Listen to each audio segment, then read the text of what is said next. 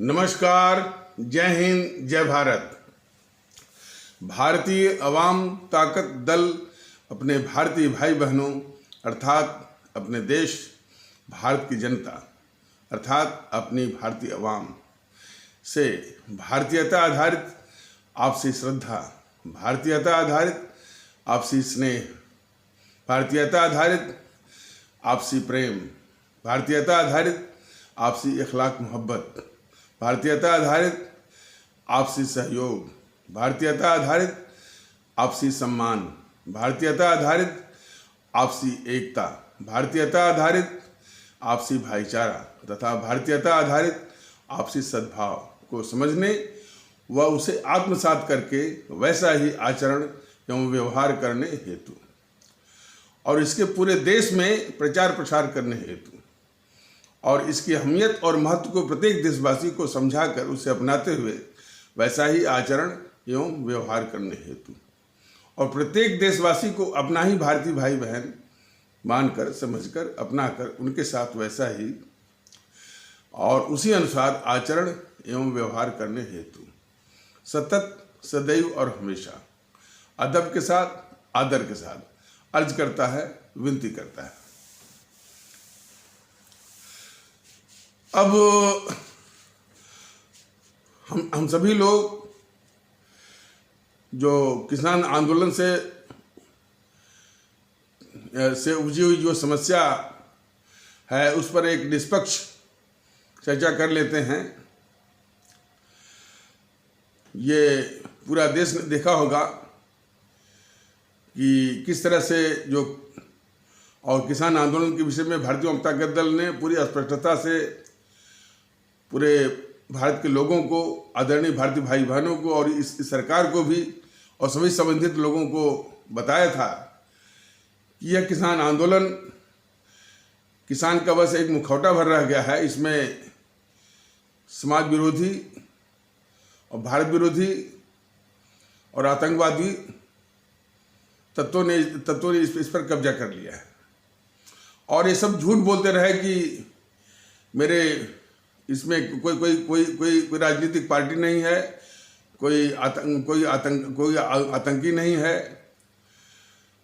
और लेकिन जिस तरह की भाषा का प्रयोग वो कर रहे थे कि 135 करोड़ भारतीयों के द्वारा चुनी हुई सरकार को चुनौती देना या उसको धता बता देना, संसद को धता बता देना और न्यायपालिका का जो शीर्ष है सर्वोच्च न्यायालय उसको भी धता बता देना और फिर जिस तरह से हिंसा भड़काई गई, हमारे 4 से हमारे पुलिसकर्मी, सुरक्षाकर्मी जो है घायल होकर के अस्पतालों में इलाज करवा रहे हैं, किस तरह से जो है वो अतिवादी तत्व जो है वो ट्रैक्टरों से दौड़ा करके हमारे पुलिस कर्मियों को कुचलने की कोशिश कर रहे थे। सारे बैरिकेड्स तोड़े गए और इसके बाद लाल किले पर जो हमारा राष्ट्रीय गौरव है उस तिरंगे को हटा करके जो है एक आतंकवादी संगठन का झंडा लगाया गया। ये सारी परिणति होनी थी क्योंकि ऐसे तत्वों का जमावड़ा था और फिर जो लोग और जिन लोगों ने हवा दी, जिन्होंने इसको समर्थन दिया और जो लोग इसके कारण थे, उन्होंने एक शब्द का जो है वो अफसोस नहीं वो जताया। हालांकि कुछ उपवास करने का नाटक जरूर किया जा रहा है। इस किसान आंदोलन ने कहा कि कोई राजनीतिक पार्टी नहीं आएगी और राजनीतिक पार्टी दूर रहेगी। अब सारी जो है वो जो विरोध वाली राजनीतिक पार्टियां उसमें शरीक हो रही हैं और तो और ये जो GNPC, गांधी नेहरू परिवार चांडाल चौकड़ी, काकस और वाम दल जो कि इसे इस तरह के अशांति और अराजकता के मुख्य स्रोत हैं भारत विरोधी। तो इस जेएनपीसी का राहुल जो है, एक शब्द भी यानी जो लाल किले वाली जो घटना है, जो कि देश के प्रति भक्ति रखने वाले, राष्ट्रीय गौरव के प्रति जिनकी संवेदना है, और जो काफ़ी दुखी और क्षोभ में थे, उसके बावजूद भी उसने एक शब्द जो है वो यानी शर्मसार होने वाली बात पर वो बोला नहीं और अपनी भागीदारी को कबूला नहीं।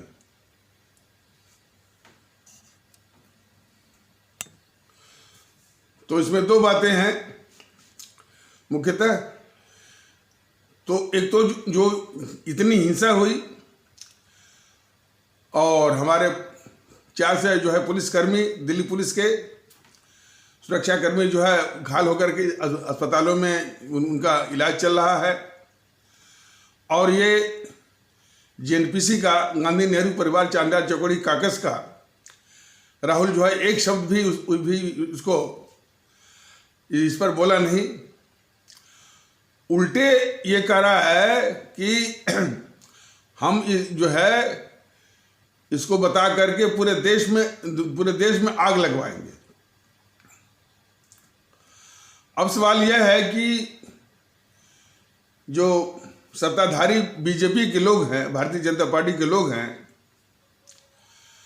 वो किन बातों के प्रति संवेदनशील हैं, जबकि वो मुखौटा पहने हुए हैं राष्ट्रवाद का। जब कोई इस तरह से देश के खिलाफ, देश के अंदर विध्वंस और विप्लव को हवा दे रहा है और बराबर किसी न किसी बहाने वो देता रहा है, और हमारे जो दुश्मन देश हैं चीन और पाकिस्तान के समर्थन में हमेशा माहौल बनाता रहा है, उसके खिलाफ न कोई रोष, न कोई प्रदर्शन, न कोई आंदोलन। और ये शख्स जो है बराबर ये तांडव कर रहा है, झूठ बोल करके, अफवाह बोल करके। तो इसके तांडव के खिलाफ जो है बीजेपी का कोई माने पूरी घिघी बंद एक प्रतीकात्मक, सिंबॉलिक या लिप सर्विस, एक यदि कोई पूछता है तब कि अरे इसकी राहुल की बात को तो कांग्रेस वाले ही गंभीरता से नहीं लेते हैं, और फिर किसी बात पर अरे वो पप्पू है, नासमझ है। लेकिन जो दिन रात तांडव कर रहा है, माने भारत में जो है अशांति फैलाने का, उसके खिलाफ जो है बीजेपी वाले जो है न कोई आंदोलन, न कोई प्रदर्शन, न कोई रोष, न गुस्सा, सिर्फ कुछ देवी देवताओं के नाम पर जब कुछ होता है तो ये जो है वो तमाम इस तरह का दिखावा आंदोलन करने के लिए वो सड़कों पर उतर आते हैं। सवाल इस बात का है कि यदि देश सुरक्षित रहेगा, देश में शांति रहेगी, देश में सुकून रहेगा, तभी हम जो है देवी देवताओं के प्रति जो है वो के प्रति सम्मान न देने वालों का भी इलाज कर सकते हैं। लेकिन जब देश ही असुरक्षित रहेगा, जिसको असुरक्षित करने का तांडव बराबर जो है ये जेएनपीसी का राहुल और मामदल करते रहते हैं, तो कहाँ से कोई पंथ, चाहे हिंदू सनातन हो, चाहे इस्लाम हो, चाहे ईसाई हो, चाहे सिख हो, वो सुरक्षित वो रख पाएगा। तो देश की यानी देश और मुल्क की समस्याओं के प्रति जो है पूरी वो उदासीनता या दिखावा और संकीर्ण जो है वो धार्मिक प्रांतिक मामलों पर इतनी जो है अति संवेदनशीलता और आंदोलन यह राष्ट्र के लिए बहुत ही घातक है। और जो कि कम से कम जो ये भारतीय जनता पार्टी जो अपने को राष्ट्रवादी कहती है, राष्ट्रवाद का मुखौटा पहनी हुई है, उसके लिए बहुत आवश्यक है। रही बात करने वाली बात, तो एक उदाहरण भारतीय अवाम ताकत दल अपने आदरणीय भारतीय भाई बहनों के माध्यम से इस सरकार को देना चाहता है कि मोदी जी जरा याद करें, इनकी पार्टी के 2 शीर्ष नेता जिस मंत्रित्व काल में मंत्री थे, वो प्रधानमंत्री थे हमारे परम राष्ट्रभक्त मोरारजी देसाई। शायद ये बीजेपी वाले उनका नाम भी भूल गए हैं और नाम भी उनको याद नहीं है। अब मोदी जी भी पता नहीं उनको याद है या नहीं। तो उनका जो है किस तरह के लोगों से बात करनी चाहिए और आतंकवाद का मुकाबला कैसे करना है, इस तरह की घटनाओं का मुकाबला कैसे करना है, तो उनके विचारों का उदाहरण करना कम से कम जो है इस बीजेपी और मोदी जी के लिए बहुत जरूरी है, उनकी आंख खोलने के लिए, उनके विचारों को खोलने के लिए। तो 2 उदाहरण, एक बार वो जबकि प्रधानमंत्री थे, वो शिलांग गए थे। तो शिलांग के जो मेघालय की राजधानी है, मुख्यमंत्री ने कहा कि सर डोल नहीं आया है, DOLE डोल एक दान बोलते हैं। दान से मतलब है कि केंद्र से दान मिलता है। जो 6-7 जो प्रांत हैं, जैसे कि मेघालय है, मिजोरम है, त्रिपुरा है, नागालैंड, मणिपुर इत्यादि को, तो डोल के नाम पर वो लगभग वो भ्रष्टाचार की ही भेंट चढ़ता है। और उसके बूते जो है ये जो JNPC जो है 8-9 या 8-10 MPs की व्यवस्था वो कर लेते हैं। तो डोल इस प्रकार से वो देने का इनका एक क्रम था, एक फितरत थी इनकी। तो अब डोल एक नई चीज थी। तो अब जो है वो मोरारजी देसाई को भी समझ में नहीं आया कि डोल क्या होता है। तो इन्होंने अपने प्रधानमंत्री कार्यालय से संपर्क किया, तब इनको मालूम हुआ कि डोल क्या होता है। तो उन्होंने उस मुख्यमंत्री से कहा कि देखो भाई, आपको डोल तब मिलेगा जब आपका ये राज्य जो है, प्रांत जो है, ये हम ये करके दिखाए कि ये खुद का कितना राजस्व या रेवेन्यू जनरेट करता है, और उसी राजस्व या रेवेन्यू के समानुपात में प्रो रेटा डोल आपको मिल सकता है। मतलब कि खुद आप मेहनत करिए और जो है केंद्र भी उसमें सहायता कर देगा। लेकिन आप कुछ करिए, धरिए नहीं, और वो डोल आपको दे करके जो है सिर्फ भ्रष्टाचार या चुनाव जीतने का एक जरिया रहे। ये मोरारजी देसाई को कतई मंजूर नहीं था। तो इन्होंने इस शब्दों में कह दिया। तो उसने वो मेघालय का मुख्यमंत्री दूसरा मुद्दा उठाया कि सर यहाँ पर भूमिगत आतंकवाद सर उठा रहा है। मतलब कि उन्होंने कहा कि here the underground terrorism is lurking it's अगली हेड।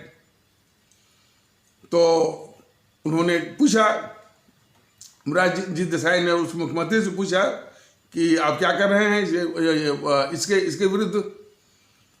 तो मुख्यमंत्री का जवाब था कि सर हम क्या कर सकते हैं, हमारी छोटी सी पुलिस है, छोटी सी आर्म्ड पुलिस है, और वो आतंकवाद का मुकाबला कैसे कर सकती है। तो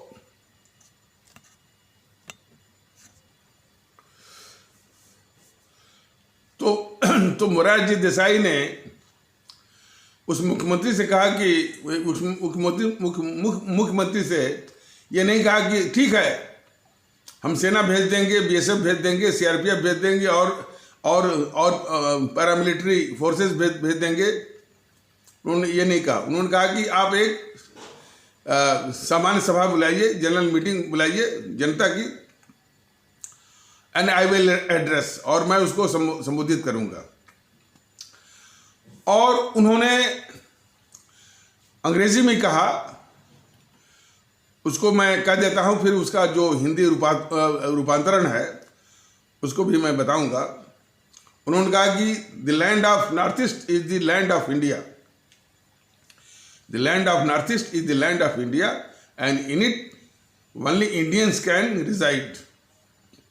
Therefore, those who have any less and least faith in the Indian people, in the Indian soil, as well as in the Indian Constitution, shall have to leave this country immediately. उनके कहने का तात्पर्य यह था कि जो ये पूर्वोत्तर है, ये जमीन जो है भारत की है, अतः इसमें भारतीय लोग ही रहेंगे। इसलिए वो लोग या वो तत्व जिनका जरा भी यहाँ के लोगों में, यहाँ की मिट्टी में, यहाँ के संविधान में जरा भी कम विश्वास है, वो तुरंत इस देश को छोड़ दें। बिल्कुल दो टूक शब्दों में और बेबाक शब्दों में उन्होंने कह दिया।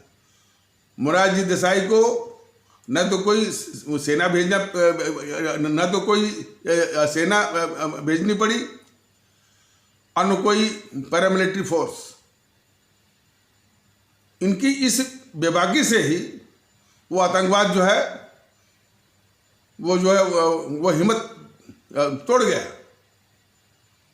और आज भी भारतीय जनता दल के विश्वास है कि यदि जिस तरह से इस जेएनपीसी ने कश्मीर के आतंकवाद के द्वारा, हालांकि कश्मीर के आतंकवाद की जड़ जो है वो गद्दार नेहरू है, यदि कोई भी शासक, कोई भी प्रधानमंत्री इन बेबाक और दो टूक शब्दों में कहा होता कि कश्मीर में कि ये कश्मीर भारत का अभिन्न अंग है और इसलिए उसमें भारतीय लोग ही रहेंगे, और इसलिए जो लोग या जिनका भारत के संविधान में, भारत के लोगों में, भारत की मिट्टी में तनिक भी कम विश्वास है, वो तुरंत जो है भारत या कश्मीर को छोड़ दें। तो तुरंत उस अच्छा, और बेबाकी से तो न तो कोई सेना लगानी पड़ती, न तो कोई जो है पैरामिलिट्री फोर्स, लेकिन मन में वो साफ वही हो तब न, वो नियत हो तब न। तो ये होता है शासक का बिल्कुल बेबाकी और साफ नियत। और एक घटना और सुनिए कि वो किसी मीटिंग में लंदन गए थे, प्रधानमंत्री के क्षमता में, भारत के प्रधानमंत्री की क्षमता में लंदन में किसी मीटिंग में गए थे। उसमें जो है वो मिजोरम में वो मिजो विद्रोह चल रहा था, या मिजो आतंकवाद भी कर सकते हैं। तो आप सभी लोग जानते होंगे कि जितने भी ये आतंकवाद चलाए जाते हैं उसके सरगना भारत के बाहर ही रहते हैं। अक्सर वो कनाडा में मिलेंगे, अमेरिका में मिलेंगे, लंदन में मिलेंगे, वहीं से ये संचालित होते हैं। तो लालडेंगा जो मिजो विद्रोह का नेता था वो लंदन में ही था। तो उसको पता लग गया कि भारत के प्रधानमंत्री श्री मोरारजी देसाई वो किसी मीटिंग के सिलसिले में यहाँ लंदन आए हुए हैं। तो फिर उनसे मिलने की कोशिश करने लगा और इस फिराक में था कि यदि कुछ भी उनके मुंह से निकल गया तो वो पकड़ करके अपने यानी यदि उनके मुंह से कुछ भी निकल गया तो उसको पकड़ करके आगे अपनी योजना और साजिश के अनुसार वो बढ़ जाएगा।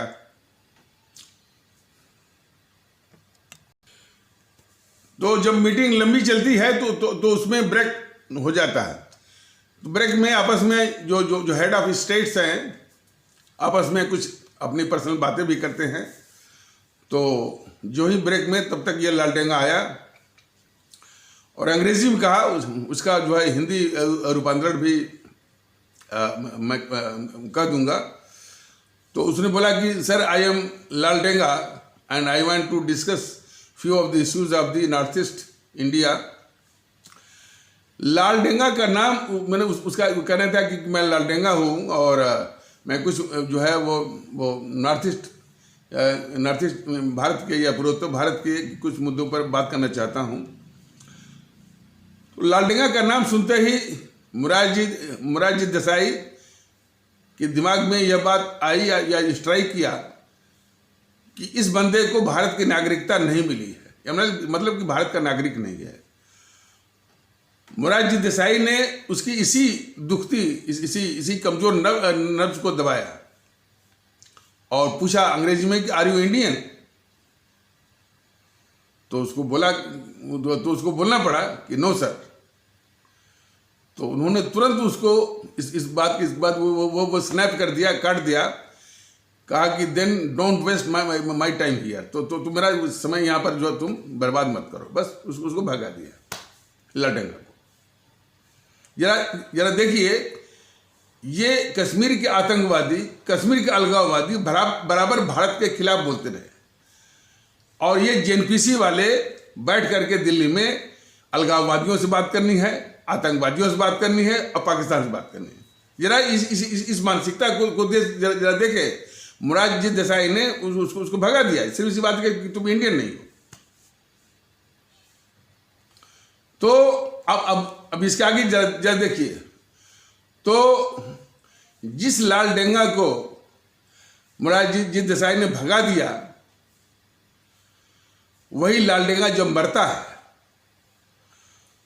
तो उसकी डेड बॉडी को एक वीपी सिंह, विश्वनाथ प्रताप सिंह प्रधानमंत्री थे, उन्होंने अपने कैबिनेट के एक सहयोगी रेल मंत्री रामविलास पासवान, जिनका अभी देहांत हो गया है, रेल मंत्री थे। विश्वनाथ प्रताप सिंह ने भारत सरकार के रेल मंत्री को लगाया उस लालटेंगा के शव को, डेड बॉडी को लंदन से एजाल स्कोर्ट करने के लिए। कौन लालटेंगा? जिसको जीते जी मोरारजी देसाई ने बात करने से वो भगा दिया था। तो इस मानसिकता के सब हैं ये जेएनपीसी वाले। और उसी के आसपास यह है कि जितने भी उपद्रवी हैं, जितने भी देशद्रोही हैं, जितने भी भारत विरोधी हैं, उनसे बात करने के लिए आपके मन में वो साफगोई होनी चाहिए कि आपको बात किससे करनी है और किससे नहीं करनी है। और यदि समझ में नहीं आता है तो रामन सागर की जो धारावाहिक रामायण है, उसमें देखिए कि प्रभु राम किसके आगे नतमस्तक होते हैं और किसका मान मर्दन करते हैं। सेवरी यदि भक्ति से मिलती है तो उसके जूठे पैर भी खाते हैं, पैर भी छूते हैं। और वही राक्षस मिलते हैं, उनका संहार करते हैं। वही चीज है, देश का दुश्मन है और वो जो चुनौती दे रहा है वो संसद को चुनौती दे रहा है, सरकार को चुनौती दे रहा है, उससे बात करने का तो कोई सवाल ही नहीं उठता। हम बात करेंगे, जनता से करेंगे और जो है वो तमाम वो तरीके हैं, उसके तमाम तरीके हैं। जैसे पंजाब में जब ये कम्युनिस्ट वाले या वाम दल वाले या ये कांग्रेस वाले और अमरिंदर की फौज जो है, जब ये झूठ फैला रही थी, ये झूठ क्या फैलाए? देखिए, मोदी जी जो है कम से कम आर्थिक क्षेत्र में प्रगति तो करवा रहे हैं, इसमें तो कोई शक नहीं। खास करके जो काम है वो नितिन, जो भूतल परिवहन मंत्री हमारे जो नितिन गडकरी का जो काम है, तमाम सड़कों, हाईवेज, एक्सप्रेसवे, भारतमाला, बहुत ही बेहतर काम। और वो भी कोरोना के काल में लगता ही नहीं था कि आर्थिक वो प्रगति रुक गई है। और जो जो करवा भी जा रहा है, जो भी जानकार है वो जानता है कि पीपीपी मॉडल, पीपीपी माने प्राइवेट पार्टनरशिप, पब्लिक प्राइवेट, हाँ पब्लिक प्राइवेट पार्टनरशिप, उसको बोलते हैं पीपीपी मॉडल। तो उद्योगपतियों का और जो है वो पैसा इसमें वो लगवा करके और फिर बीओटी स्टाइल पर, बीओटी माने बिल्ट ऑपरेट एंड ट्रांसफर बनाइए और कुछ दिन तक आप उसको ऑपरेट करके जो भी आपका पैसा लगा उसको निकाल लीजिए और फिर जो है इसे देश को दे दीजिए, सरकार को आप दे दीजिए। इस आधार पर तमाम जो है काम हो रहा है। करीब जो है 15 से 20 लाख करोड़ का पूरा काम चल रहा है और ये सराहनीय है। उसको ये जीएनपीसी वाले, कम्युनिस्ट वाले और तमाम यूट्यूबर की मोदी जी ने हवाई जो है वो एयरलाइंस बेच दिया, उन्होंने जो है रेलवे बेच दिया, बैंक बेच दिया, वो बेच दिया। तो ये झूठ वो फैलाए वहाँ पर पंजाब के किसान, जो पंजाब के किसान भारतीय भाई बहनों में कि मोदी जी अब आपकी ज़मीन भी बेचने जा रहे हैं, बेचने जा रहे हैं इस कानून के जरिए और आपको यूपी बिहार के मजदूरों की तरह बना देंगे। ये तमाम वो समाचार आए थे। तो जब इस तरह का जहर भर रहे थे तो बीजेपी तो कहती है कि हमारे पास 12 करोड़ जो है वो कार्यकर्ता हैं, क्यों नहीं भेजा वहां पर। और यही गलती जब हमारी माताओं और बहनों को, जो कि जिनका मन निर्मल रहता है, निश्चल रहता है, मासूम रहती हैं, उनके दिमाग में जहर भर करके यही वामदल वाले, यही जो जेएनपीसी के लोग, यही जो है मतलब कि देश विरोधी ताकतें जो हैं उनके दिमाग में उनके माइंड को पॉइजन करके, जहर भर करके सैन्य भाग में बिठा दिया। 12 करोड़ जो है वो कार्यकर्ता कहे जाने वाले बीजेपी का एक कार्यकर्ता, एक भी नेता, एक भी मंत्री नहीं आया समझाने के लिए। ये जो आया होता तो निश्चित है जो है वो नजारा कुछ और होता, नतीजा कुछ और होता। तो ये तो अलग थलग छोड़ देते हैं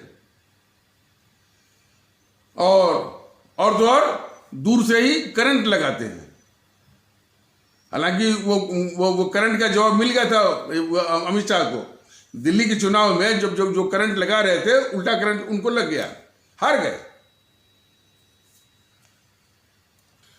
कहने का मतलब यह है कि यदि कोई भारतीय भाई बहनों के तबके में यदि इस तरह का ये भ्रम, झूठ, अफवाह फैला रहे हैं, सबका दायित्व बनता है। और जिसके पास साधन है, जिसके पास तमाम, जिसे भारतीय जनता पार्टी के पास तमाम वो कार्यकर्ता हैं, पैसा है, रुपया है, गाड़ी है, घोड़ा है, जाए वहां पर। कोई कह रहा था कि नहीं वो मारने दौड़ते थे। ठीक है भाई, कितना मारेंगे वो? हम यदि उनको अपनापन दिखाएंगे तो मारेंगे। अरे हमने खुद इसका उदाहरण दिया था कि हम जो है हालांकि अपने पास अभी तो ये पार्टी शुरू हुई है, तो 3-4 साल इसको हुआ जो है, इसके वो पंजीकरण किए हुए। तो क्या कि वो जो शाहीन बाग में हम लोग गए थे, अपने कार्यकर्ताओं के साथ गए थे, वहाँ गए और ये बात जो है 2-3 बार बोली भी गई है। तो वहाँ पर हम गए तो फिर और रात के जो है 10-11 भी बज रहे थे। वहाँ पर भाषण देने वालों में हमारा नाम भी वो इंग्लिश किया गया। तो लोगों ने कहा कि अंकल जी जो है वो चूँकि बिजली नहीं आएगी तो आप बोल नहीं पाएंगे। तो तब तक कोई न्यूज़ 18 इंडिया वाला जो है वो लाइव टाइप का लोगों से बात कर रहा था, मतलब लोगों के विचार ले रहा था। तो लोगों ने कहा कि इसी पर जो आपको कहना है कह दीजिए, अब बिजली नहीं आएगी, अब मैंने बोल नहीं सकते, नहीं पाएंगे। हालांकि जो है जो फोटो टांगे थे वो राम प्रसाद बिस्मिल को कह रहे थे कि ये अशफाकुल्लाह ने भाई ये राम प्रसाद बिस्मिल है, लेकिन ये उसी ज़िले के हैं जो शाहजहाँपुर जो है बहुत भाग्यशाली ज़िला है कि जहाँ पर 3 शहीद राम प्रसाद बिस्मिल और अशफाकुल्लाह और रोशन सिंह, ये 3 शहीद हैं, तो बहुत भाग्यशाली। हालांकि इसमें के शाहजहाँपुर माने वैसा नहीं है, वो खैर वो दूसरी बात है। तो हमने बताया कि नहीं भाई ये राम प्रसाद बिस्मिल है, अशफाकुल्लाह का फोटो आप लगाइए और उनको समझिए, और वो भी बहुत महान देशभक्त हैं और उनके विषय में समझिए। और वो अशफाकुल्लाह आज होते तो निश्चित आपको वही बात कहते जो मैं कह रहा हूँ। वहाँ पर मैंने कहा कि आप लोगों को बहुत गलत सिखा के पढ़ा करके आपको भरमा करके आपका इस्तेमाल वो किया जा रहा है। और इस तरह के जो नारे लग रहे हैं कि हम छीन के लेंगे आज़ादी, ये इस तरह का नारा तो देश विरोधी लगाते हैं वो जो है जेएनयू के प्रांगण में, तो ये बहुत ही गलत है। तो हालांकि वो जो पत्रकार उम्मीद कर रहा था कि मैं इसके समर्थन में बोलूँगा, तो वो थोड़ा सा भौचक्का रह गया कि समर्थन नहीं बोला। मालिक समर्थन नहीं, बात वही कही जाएगी जो इनके भी भले की होगी, देश की भले की होगी, हमारे आप सभी के भले की होगी। और इसमें कोई समर्थन और गैर समर्थन और कोई वोट वोट का कोई इंटरेस्ट और कोई तिकड़म ही नहीं है। तो उसमें बताया गया कि भाई ये हमारी जो माताएं बहनें हैं जो है इनके दिमाग में जो है वो जहर भर करके इनका इस्तेमाल किया जा रहा है, और ये हमारी माताएं बहनें बहुत बड़े भ्रम का शिकार है। तो बेहतर है कि इस भ्रम से निकल करके और इस तरह की बात को छोड़कर अपने घरों में जाए, ये बात मैंने कहा। तो इस बात को सुनकर के जो पत्रकार या एंकर था जो कि लाइव वो भेज रहा था न्यूज़ 18 इंडिया वाला, उसने बस एक ही प्रतिक्रिया दी। उसने क्या कहा कि बीजेपी को डूब करके मर जाना चाहिए। देखिए यही बोला था उसने, हालांकि वो लाइव भेजा तो इसका कोई रिकॉर्ड नहीं मिलेगा, लेकिन बोला था। और ये पूरे विश्वास के साथ मैं कह रहा हूं, उसने कहा था कि बीजेपी को डूब कर मर जाना चाहिए, कि जो काम बीजेपी को यहाँ आकर के करना चाहिए वो आप कर रहे हैं। तो हमने कहा भाई ये सवाल बीजेपी का किसी का नहीं है, ये हर एक भारतीय भाई बहन का ये कर्तव्य है कि आकर के इनको समझाए और इनसे विनती करे। और भारतीय अवाम ताकत दल को जो भी बन पड़ेगा, जहाँ भी राष्ट्र की बात आएगी, लोगों में एकता की स्थापित करना होगा, भाईचारा स्थापित करना होगा, और जहाँ राष्ट्र का नुकसान हो रहा है वहाँ अवश्य जाएगा। अब इसके बाद साधन हो या न हो बात दूसरी है।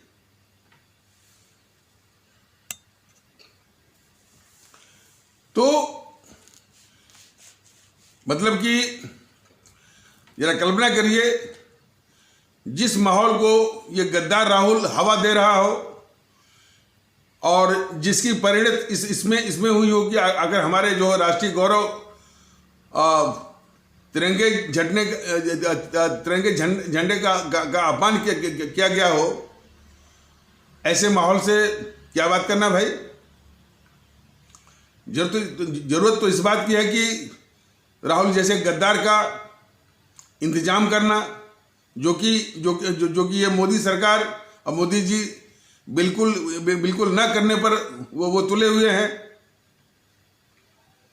और करने न करने की बात तो दूर, वो मानते ही नहीं कि जो है देश की सुरक्षा के लिए, देश के सुकून के लिए, देश में एकता के लिए जो है ये जो सबसे बड़ा खतरा है, सबसे बड़ा अभिशाप है, और सबसे बड़े गद्दार हैं। प्रॉब्लम तो ये है, समस्या तो ये है, समस्या की जड़ है। बल्कि ये भारतीय जनता दल इस बात को बताना चाहता है कि कितने इनके यूट्यूब वाले बीजेपी के जो जो जो यूट्यूब चलाते हैं वो कह रहे थे कि भाई कि यदि इसी तरह का वो मतलब कि ये कृति यदि किसी मुस्लिम संगठन के द्वारा किया गया होता तो देश में कितना बवाल होता। बस सही है, मानसिकता ही ऐसी है। देखिए, इस पर भारतीय जनता ताकत दल ये बताना चाहता है कि देश में अस्थिरता और फैलाने के लिए और भाईचारा को बर्बाद करने के लिए हिंदू मुस्लिम का इशू या इसकी जो माचिस जो है, इसकी जो माचिस की तीली जो है देश विरोधियों और समाज विरोधियों के लिए सबसे कारगर वो साबित होती है, सबसे कारगर, कि किसी भी इशू को हिंदू मुस्लिम बना देना। ये चैनल वालों से बराबर भारतीय जनता ताकत दल ने सवाल किया है कि इनका जो धंधा है, इनका जो बिजनेस है, वो संविधान की धारा जो मौलिक अधिकार है, वो अभिव्यक्ति की आज़ादी यानी right to freedom of free speech and expression, जो कि संविधान की धारा 19(1)(a) पर ही आधारित है इनका बिजनेस। ये जो है वो किसका, मीडिया वालों का, चाहे वो इलेक्ट्रॉनिक मीडिया हो चाहे वो प्रिंट मीडिया हो।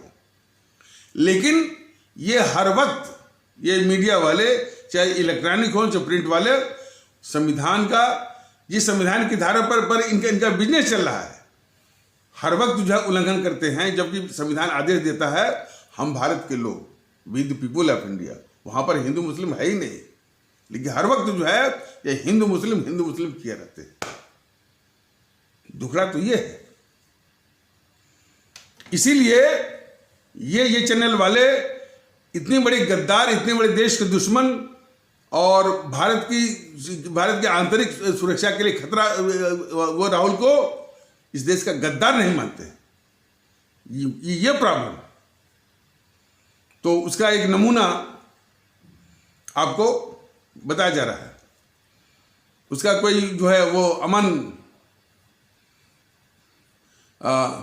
अमन चोपड़ा कोई पत्रकार है, एंकर है जी न्यूज़ का, तो वो हामिद अंसारी का उसने इंटरव्यू लिया और वो बराबर चलाता रहा कि इस देश में मुसलमान सुरक्षित और हामिद अंसारी डराते हैं।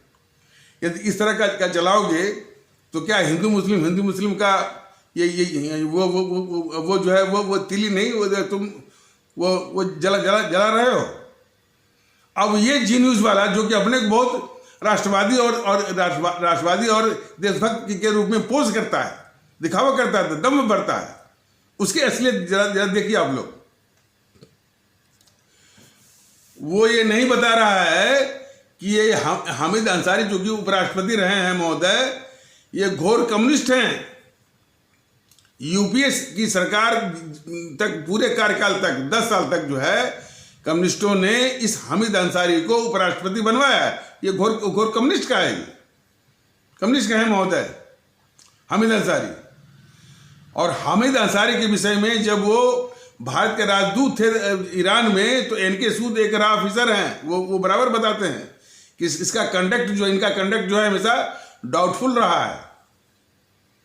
तो देश को यदि ये बताया जाए कि ये कम्युनिस्ट है, तो देश ये समझेगा कि हाँ भाई, कम्युनिस्टों का व्यवहार हमेशा जो है इसी टाइप का रहता है। देश में हमेशा भेद विभेद पैदा करना, देश को कमजोर करना, भारतीय समाज को कमजोर करना, ये कम्युनिस्टों का है। तो लोग जो है कम्युनिस्ट के हामिद अंसारी को जो कम्युनिस्ट जो खुराफात करते हैं, दुष्टता करते हैं भारत के खिलाफ, उस रूप में लोग इसको देखते हैं। अब चूंकि कम्युनिस्टों को बचाना है, ये जो राष्ट्रवादी बनता है अपने को जी न्यूज़, तो चूंकि कम्युनिस्टों को बचाना है तो वो बात को छिपा दिया। हिंदू मुस्लिम की तिली या आग लगाना ये बहुत आसान होता है। यानी देश में इसके आधार पर भेद विभेद तनाव जो है पैदा करना सबसे आसान होता है, और ये इसी का सहारा जो है कम से कम जेएनपीसी वाले और वामदल वाले सबसे अधिक लेते हैं। तो वही सहारा इसने लिया जी न्यूज वाले ने हामिद अंसारी के विषय में। हामिद अंसारी की असलियत यह है कि वो घोर कम्युनिस्ट का है। इसका कंडक्ट, इसका व्यवहार जो और भी पदों पर रहा है, वह भारत के यानी भारत की आवश्यकताओं के अनुसार नहीं रहा है, और बल्कि देश विरोधी भी रहा। तो चाहे उसको राष्ट्रपति वो बनवा दीजिए, चाहे कुछ भी बना दीजिए, उसका इंटेंशन वही है जो कम्युनिस्टों का, भारत विरोधी, भारत को कमजोर करने का। तो ये तथ्य ये नहीं बता रहा। क्यों? कि समझा दो वजह से, एक तो कम्युनिस्टों की रक्षा करना नंबर एक, और दूसरे हिंदू मुस्लिम जो तीली है, माचिस है, वो जो है देश में अशांति फैलाने के लिए या देश में जो है भाईचारा को तबाह करने के लिए बहुत कारगर साबित होती है। ये जेएनपीसी के लोग, वामदल के लोग और इस तरह के जो लोग जो है वो अच्छी तरह जानते हैं इसको। तो इस तरह के लोग हैं।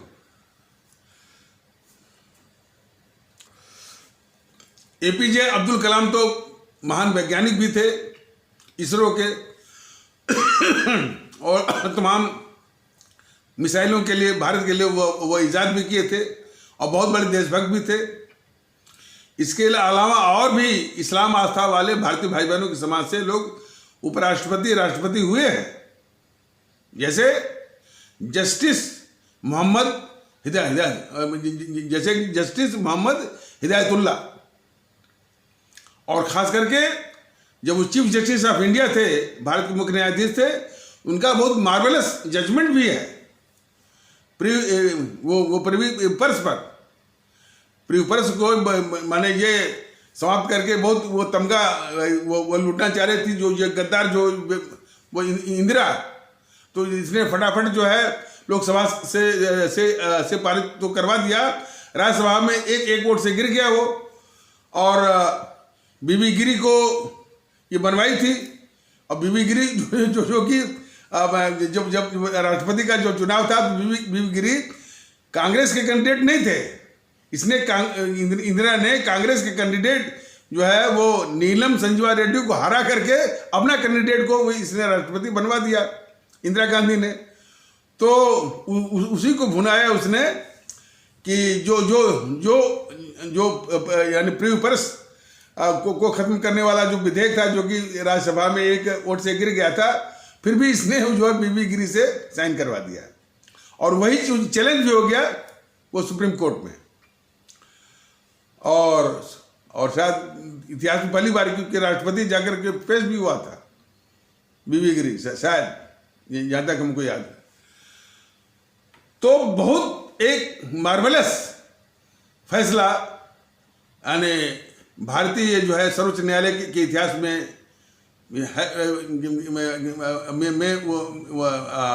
लिखा जाने वाला फैसला उन्होंने दिया था चीफ जस्टिस मोहम्मद हिदायतुल्लाह साहब ने। उन्होंने कहा था कि भारत का राष्ट्रपति कोई मुगलिया बादशाह नहीं है। ये लिखा था कि भारत का राष्ट्रपति कोई मुगलिया बादशाह नहीं है कि जो जिसको चाहे वो नवाब बना दे।